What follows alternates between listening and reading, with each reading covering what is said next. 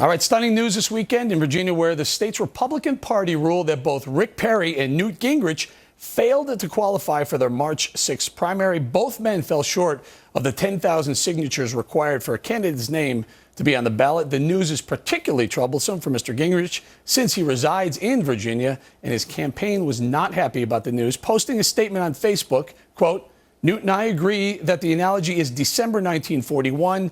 We've experienced an unexpected setback, but we will regroup and refocus with increased determination, commitment, and positive action," unquote. Meanwhile, the Gallup poll, daily tracking poll, out today has Gingrich up 3 points over Mitt Romney nationally. Joining us now from Nashville is John Rowley, a Democratic strategist, and from Los Angeles, Fox News contributor and conservative radio talk show host Tammy Bruce. Tammy, let me start with you.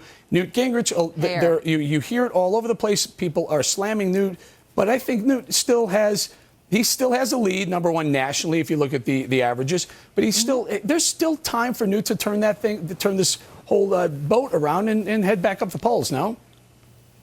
Well, that's the whole point of a primary season, is we want to see these people react under some pressure. Look, what Newt Gingrich is experiencing with the Republicans and with the media is nothing compared to what's going to happen in the general election with Obama and his gang. So this is a really good test. We want to see him come back. Americans love underdogs. We want to see people succeed. And this is what, again, for the attacks that they undergo, for things that are revealed. Remember, whether it's Ron Paul or Newt Gingrich, neither one of them really had been vetted before in a certain way, and Ron Paul is getting the brunt of this now.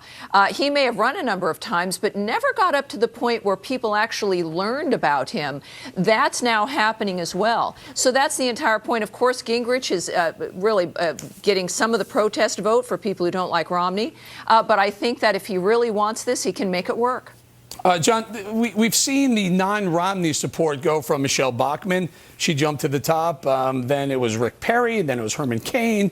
Then now Ron Paul. Newt Gingrich was in there somewhere as well.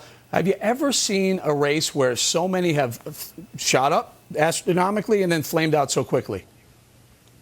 This has really been like a game of whack-a-mole, where every time someone's head pops up or they get momentum, somebody whacks them back, the news media, or they whack themselves back down. And I would imagine, looking at those polling numbers, that establishment Republicans around the country, there is a lot of weeping and gnashing of teeth at the specter of Ron Paul potentially winning Iowa and maybe becoming the Republican nominee.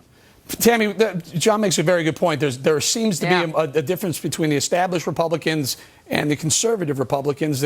Some would call them Tea Party Republicans or further right Republicans. Sure. Who gets Everyone that vote? Else, By the way, yes. it's Romney with the 25, which could be considered establishment, but there's a lot of votes. 75% still may not be Romney. It could be all congregating behind one candidate. Who is that one? Well, keep in mind, remember Iowa in 08. Huckabee won, and then you had Romney, and then you had Fred Thompson, and McCain came in fourth. So, you're looking at a variety of different factors. Clearly, Iowa is important. We see how these men and women respond and meeting people on an individual basis where they actually do have to take a bus to go around. But I'll tell you, Romney just got the George H.W. Bush endorsement. That reinforces the establishment framework, the same as with the Dan Quayle endorsement. The difference, too, with the whack-a-mole analogy, it's great, is that for the first time, the American people are really having a say, and we're saying enough of business as usual. We want answers. We're going to ask hard questions, and we want you people to perform. Are we saying that? Because it looks, there are those on the right who would say that the established Republican is business as usual. Well, of course, clearly, this is why how we vote matters. And this is why, though, the real I think the Internet's driving it to some degree, certainly in talk radio. Why we do want to know about Romney and the shenanigans with the electronic records. We do want Gingrich to have to answer urban myths ultimately about his personal life. And we want people to know about Ron Paul's history as well. And people are finding out. All right, John, last thought. Well, if you look at Mitt Romney's campaign, he's run the mother of all conventional campaigns, and now we're in the season of conventional campaigning where TV ads and things like that can have a maximum impact. And his attacks on Newt Gingrich have obviously had an impact, but the problem is when you are in a crowded primary and you attack another candidate, you can hit them and hit yourself. And I think his attacks on Newt have defined him, but they've also created opportunities for Ron Paul and some of the other candidates. Guys, we're going to have to leave it there. Tammy and John, thank you very much.